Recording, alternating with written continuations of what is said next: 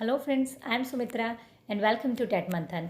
तो डिस्कस करेंगे हिंदी पेडागोजी की आपकी फुल रिवीजन सीरीज़ है आपकी ये। इसमें ऑलमोस्ट हम लोग सारे प्रीवियस ईयर क्वेश्चंस को रिवीजन करेंगे। ठीक है, तो आज आप लोगों से थोड़ी सी एक वार्तालाप करनी है वीडियो स्टार्ट करने से पहले। वो ये कि इस फुल रिवीजन सीरीज़ में भी मैं चाहती हूँ कि आपकी पूरी रिवीजन हो जाए। हिंदी की जो आपका पूरा सब्जेक्ट है उसकी सिलेबस की पूरी रिवीजन हो जाए, आपके कॉन्सेप्ट्स थोड़े से क्लियर हों हर एक क्वेश्चन को लेकर के, क्योंकि सीटेट में क्वेश्चंस रिपीट होते हैं, लेकिन उससे ज़्यादा क्या है, जो कॉन्सेप्ट्स हैं अगर आपके क्लियर होंगे तो वो रिपीट होते हैं ज़्यादा। ठीक है, क्वेश्चंस तो घुमा दिया तो आप कंफ्यूज हो जाएंगे। ठीक है, तो इसलिए क्या है, थोड़ा सा मैं इसको क्लियर करके चलती हूँ। अगर आप लोगों को सिर्फ इसको टेस्ट की फॉर्म में लेना है तो आप मुझे ज़रूर कॉमेंट सेक्शन में लिखें, ताकि हम इसको सिर्फ एक टेस्ट की फॉर्म में लें। देन मैं इतना एक्सप्लेन करके आपको नहीं चलूँगी। वैसे भी हम लोग 10 क्वेश्चंस को 10-12 मिनट्स में कंप्लीट कर लेते हैं। इतना तो आपको सीटेट में एक क्वेश्चन को करने के लिए टाइम मिलता है, जितना हम यहाँ पे एक्सप्लेनेशन के साथ में उस क्वेश्चन को कर लेते हैं कंप्लीट।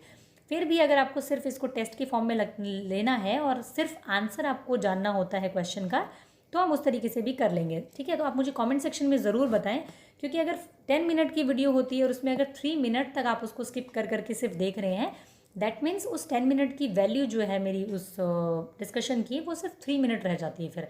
तो बेटर है कि आप मुझे ज़रूर अपना व्यू जो है वो क्लियर करें कि आपको इसको एक एज अ प्रैक्टिस सेशन लेना है या फिर इसकी फुल रिवीजन की सीरीज़ में लेना है। ठीक है, तो आप उस तरीके से फिर हम डिस्कस करेंगे, ताकि आप वीडियो को स्किप कर करके ना देखें। रिक्वेस्ट है कि वीडियो को आप कंप्लीट देखें। ठीक है, स्टार्ट करते हैं आज का डिस्कशन। अगर पसंद आए तो ज़रूर आप इसे लाइक करें, शेयर करें अपने सभी फ्रेंड्स के साथ में। तो फर्स्ट क्वेश्चन है आपका, 5वीं कक्षा की सुहानी जो है वो पाँचों, किन्हें, आँखें, दोनों आदि शब्द लिखती है। आप सुहानी के लेखन क्षमता के बारे में क्या कहेंगे? अभी क्वेश्चन बहुत बार आता है और सिर्फ हिंदी पेडागोजी में नहीं, इंग्लिश में भी आता है, क्योंकि सिलेबस तो सेम है दोनों का। ठीक है, तो क्या कहेंगे अब आप इसको? वो अनुनासिक चिन्ह का प्रयोग बिल्कुल नहीं जानती है, वो अनुनासिक चिन्ह के प्रयोग के प्रति सजग है, या वो अनुनासिक चिन्ह के प्रयोग के प्रति लापरवाह है, या फिर वो अनुनासिक चिन्ह के नियम का अति सामान्यीकरण करती है। ठीक है, तो बिल्कुल ठीक बात है। वो क्या करती है? अति सामान्यीकरण करती है। इसको कहते हैं हम किसी रूल को ओवर जनरलाइजेशन कर लेना। भाई बच्चा क्या करता है? इमिटेट करके सीखता है, जैसा कि बेंडूरा कहते हैं। तो जब बच्चा इमिटेट करके भाषा को सीखता है तो वो कुछ ऐसे रूल होते हैं जो हम एक बार अगर बोल देते हैं उनके सामने कि भाई वो पांचों चीज़ें लेकर के आओ, तो वो क्या करेगा? उस चीज़ को हर मतलब लाइन में या हर वर्ड में उसको इस्तेमाल करना शुरू कर देगा। उसको लगेगा कि हर चीज़ को ऐसे ही बोलना चाहिए। ठीक है, तो उसको ये नहीं पता कि इसको किस तरीके से बोलना है बाकी शब्दों के लिए। तो हर सिचुएशन में एक ही नियम को लगा देना क्या होता है? नियम का अति सामान्यीकरण, ओवर जनरलाइजेशन करना किसी एक रूल का। ठीक है, नेक्स्ट देखते हैं। कई बार बच्चे जब स्कूल जाते हैं तो 2 या 3 भाषाओं को डैश और बोलने की क्षमता से लेस होते हैं। तो क्या होता है आपका कि जब बच्चे स्कूल आते हैं तो पढ़ने, लिखने, रटने या समझने, कौन सा होगा? बोलना तो आता ही है, मातृभाषा का आपको पता है, उनके साथ आते हैं वो लोग। इसके अलावा वो समझते भी हैं। ठीक है, 2 या 3 भाषाओं को समझ लेते हैं और बोलने की क्षमता से भी वो क्या होते हैं? लेस होते हैं। ठीक है, नेक्स्ट देखते हैं। आकलन की प्रक्रिया में केवल बच्चे की क्षमताओं का आकलन नहीं होता, बल्कि शिक्षण की शिक्षण प्रक्रिया का भी आकलन होता है। ये विचार क्या है आपका? पूर्णतः सही है, अंशतः सही है, पूर्णतः गलत है या निराधार है? ठीक है, तो आप अपने आंसर ज़रूर लगाएं और कमेंट सेक्शन में मुझे अपना स्कोर भी बताएं। इसका आंसर क्या रहेगा आपका? पूर्णतः सही है। बिल्कुल ठीक बात है। जब आप बच्चे का इवैल्यूएशन करते हैं तो आप ये तो देखते ही हैं कि बच्चे ने कितना सीखा है, लेकिन आप ये भी देखते हैं कि आपने जो टीचिंग मेथड इस्तेमाल किए, जो आपकी टीचिंग प्रक्रिया थी, वो कितनी सक्सेसफुल रही है, या फिर उसमें कोई चेंज करने की ज़रूरत है क्या। ठीक है, तो ये पूर्णतः सही है बिल्कुल। नेक्स्ट है आपका, प्राथमिक स्तर पर बच्चों की भाषा का आकलन करने का उद्देश्य क्या है? उसकी पठन क्षमता का आकलन करना, उसके भाषा प्रयोग की क्षमता का आकलन करना, उसके लेखन क्षमता का, या उसके बोलने की कुशलता का आकलन करना। ठीक है, ये चीज़ आपको मैंने जब हिंदी का हमने कोर्स किया था कंप्लीट, उसमें आपको बहुत बार मैं हर उसमें कहती हूँ कि बच्चे की क्या है, आपकी प्रयोग करने की। भाई बच्चे की सबसे पहली चीज़ उसका आकलन कर लो, चाहे आप उद्देश्य कह लो भाषा सिखाने का।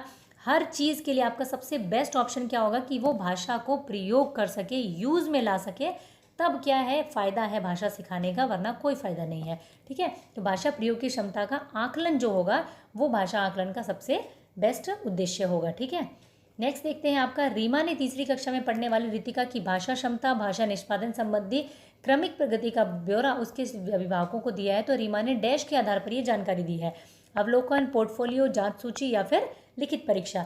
जब भी बात आती है क्रमिक प्रगति की, यानी कि क्रम में अगर उसकी प्रगति की ब्यौरा दिया गया है, तो वो आता है आपका पोर्टफोलियो में। क्रमिक प्रगति जब भी आप कहीं देखते हैं वो आपका क्या होता है? पोर्टफोलियो में आता है। ठीक है, नेक्स्ट देखते हैं। पहली कक्षा में डैश भी लिखना के अंतर्गत आता है, या फर्स्ट क्लास की बात की जा रही है, जब बच्चा फर्स्ट क्लास में है। ठीक है, भी बोला गया है आपसे। वाक्य लिखना, शब्द लिखना, अक्षर बनाना या चित्र बनाना, यानी कि 3 चीज़ें तो इसमें से आती है ऑलरेडी उसमें लिखने में। एक चौथी चीज़ और है जो कि पहली कक्षा में भी आती है, वो क्या है आपका? चित्र बनाना। यानी ये सब तो लिखने में आते हैं, लेकिन अगर बात की जाए फर्स्ट क्लास की, तो वहाँ पर अगर बच्चा ड्राइंग भी कर रहा है तो उसको भी हम क्या करते हैं? राइटिंग स्किल में उसकी काउंट करते हैं, उसको लिखने के अंतर्गत लेते हैं। ठीक है, नेक्स्ट क्या है आपका? बहुभाषिकता हमारी पहचान भी है और हमारी डैश व डैश का अभिन्न अंग भी है। तो सभ्यता और संस्कृति का, सभ्यता साहित्य का, संस्कृति साहित्य या संस्कृति चुनौतियों का। तो बहुभाषिकता क्या है? हमारी सभ्यता और संस्कृति का विभिन्न अंग है। बिल्कुल सही बात है, बहुत सारी सभ्यता से, अलग अलग सभ्यता से बच्चे आते हैं, अलग अलग संस्कृति से बच्चे आते हैं।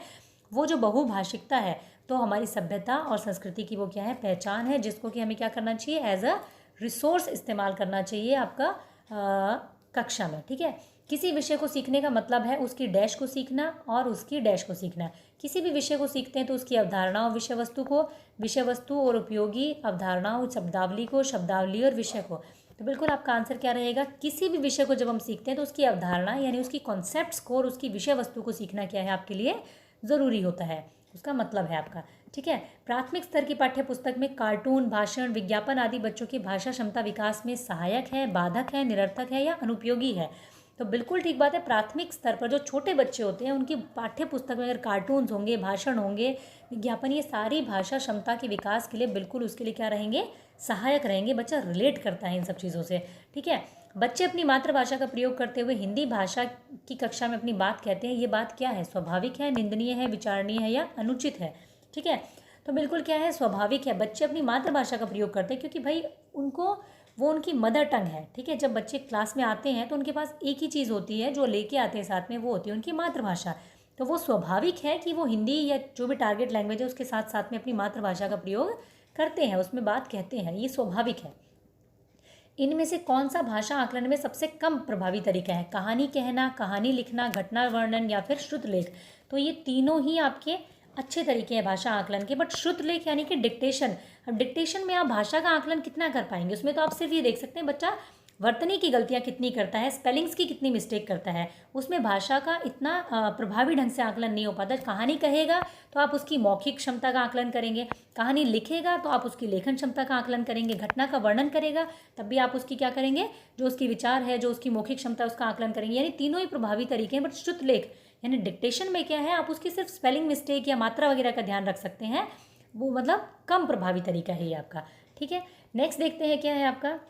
तो ये आपके क्वेश्चंस थे, आज 12 क्वेश्चंस है। ज़रूर आप बताएं अपना स्कोर मुझे, कितने आपके सही हुए। तो ये हमारा आज का डिस्कशन था। अगर डिस्कशन पसंद आया हो तो ज़रूर आप इसे लाइक करें और अपने सभी फ्रेंड्स के साथ में शेयर भी करें। Thank you, keep learning, keep supporting and keep sharing.